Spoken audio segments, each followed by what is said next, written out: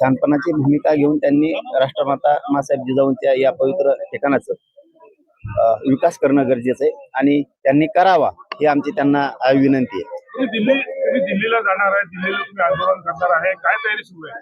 नाही, आणखीन नाही, कारण ते आपल्याकडचं वातावरण आणि तिकडचं वातावरण थोडं वेगळं आहे. त्याच्यामुळे अशी मिस्टेक व्हायला लागली की इकडे थंडी असली तर तिकडे ऊन असतंय, तिकडे ऊन असलं आपल्याकडे पाऊस असतोय. त्यामुळे आणखीन तारीख ठरवली पण दिल्लीला जाणार.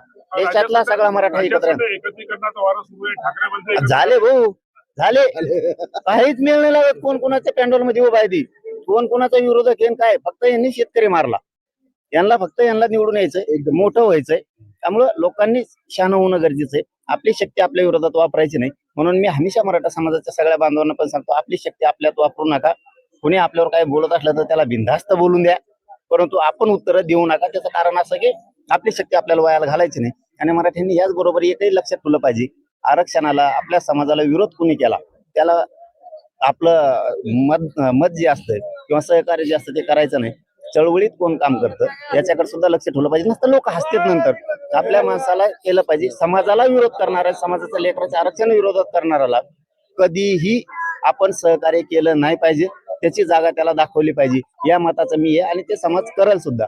महाविकास आघाडी आणि महायुतीमध्ये मराठी महापौर होणार, पण मात्र मराठ्यांच्या ज्या खरंच मराठ्यालाच डावले जातो, मग मराठी महापौर कशासाठी?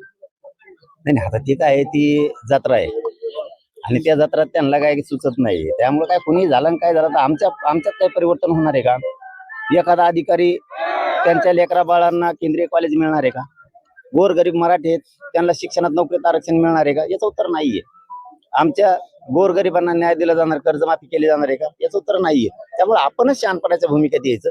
वेळ आली की मतदानातून दाखवून द्यायचं, यांना पाडत जायचं. मराठाच्या जीवावर राजकारण करतात काय? आता कुठं आम्ही आलो तर धोरणात होता, आम्ही कसं पाडीतो रप पण एमपीएससीच्या विद्यार्थ्यांचं त्या संदर्भामध्ये ते सरकार आता मला वाटतं 19 तारखेला त्याच्यावर 18-19 ला बैठक घेऊन म्हणलेली आहे. त्याच्यावरती सविस्तर सगळा निर्णय होईल. पण शब्द दिलेला त्यांनी की यांना वायर सोडणार नाहीत आणि सोडणार सुद्धा नाहीत. जर सोडलं ना मग मी घोडे लावित असतो.